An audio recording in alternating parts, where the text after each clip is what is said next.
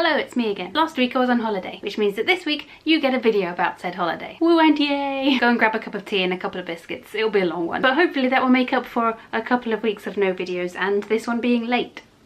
Sorry about that. Saturday I didn't get up to much. My flight landed early afternoon. I went straight to the Airbnb and unpacked and got a few supplies from the local supermarket. And then I took a wander around the area as the sun was setting. Spoiler alert, Salzburg is pretty. Just like in Copenhagen last year, I bought a city card, which gives you free or reduced price access to a number of attractions. This I couldn't pick up until Monday though. So I just spent Sunday having a wander around and working out where things were. On the opposite side of the river to where I was staying is a hill called Kapuzinerberg. I don't know where the stress is on that word. Anyway, I suspected that there were probably some cracking views from the top of it. I was right. And then I crossed back over the river because there was also a hill behind where I was staying. And I thought if there were cracking views on that side of the river, there are probably some cracking views on this side too. I was right again. Monday was a busy day because I managed to pick up the city card. Where did I put it? Because I managed to pick up the city card. First place I visited was Helbrunn Palace or Castle. I can't remember, it was just nuts. It's basically a 17th century fun house powered by water. There is a water powered musical theatre.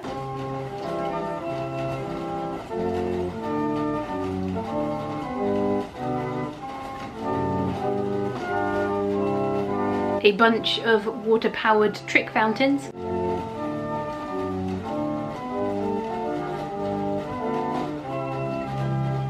And a grotto with water-powered flutes that make sounds like birds, obviously.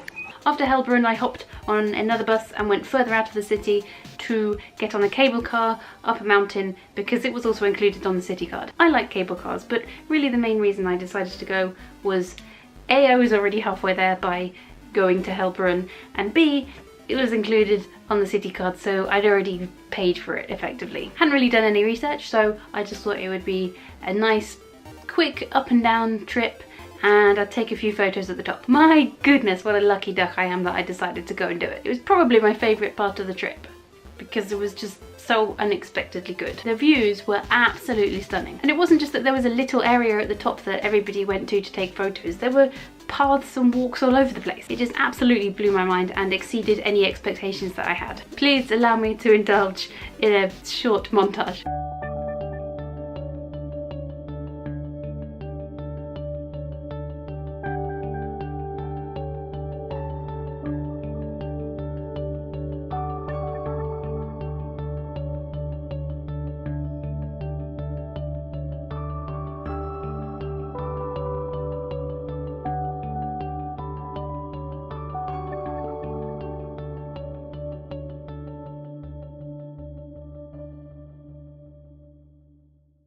In the evening, I went on a boat tour back in Salzburg, but there were lots of reflections off the windows and so I don't like any of my photos or footage, so we'll just gloss over it.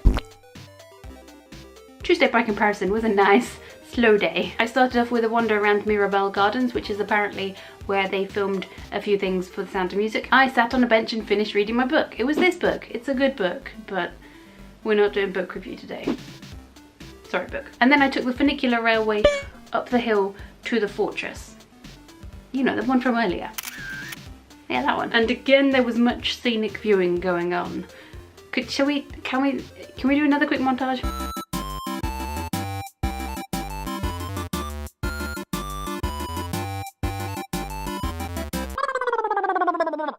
Stopped off at Mozart's birthplace, which I felt I kind of had to go to. Going to Salzburg and not seeing Mozart's birthplace kind of felt like it would be like going to Stratford and not seeing that other dude, Shakespeare's birthplace. But I was actually very pleasantly surprised by how much I enjoyed it and how interesting it was. You're not allowed to take pictures inside, so you just have to put up my face for a few more seconds. I had no idea that his older sister was also a bit of a musical genius and went on tours around Europe with him and their dad for a few years before she had to give it up and stay at home because, well, because the 18th century pretty much sucked for women, and them's were the rules. Then afterwards I went to the Christmas museum because of course if there is a Christmas museum you go to it. It was bizarre.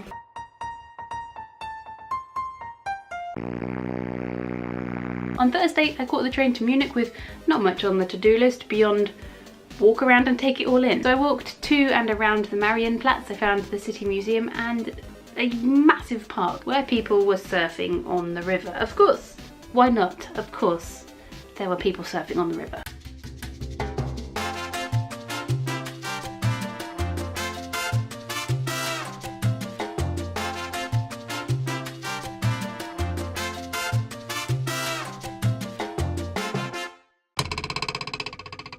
On Friday I went to an ice cave, which is absolutely the best sentence I think I've said all month. In fact, it is the biggest ice cave in the world, Ice Riesenwelt. It involved catching a train to a shuttle bus, to a walk up the mountain, to a cable car further up the mountain, to another walk further up the mountain, and to the cave mouth itself. Unfortunately, it's another place where you're not allowed to take pictures inside.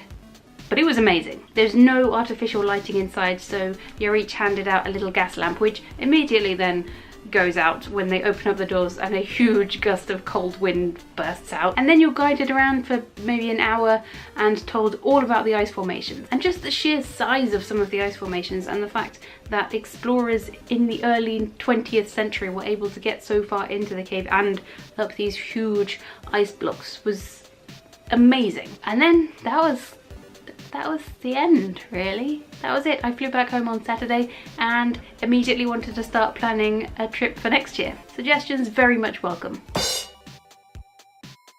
Hi again, my name's Rebecca and I post a video some Wednesdays. I hope you enjoyed this week's video. This kind of thing always takes me a bit longer to make, so I'm sorry that it wasn't on schedule and you had to wait a bit longer, but hopefully it was worth it. Thanks so much for watching. I'll certainly aim to be back next week, but in the meantime, please remember to work hard, laugh harder, and always accept a hug. Bye! I have not missed those trains.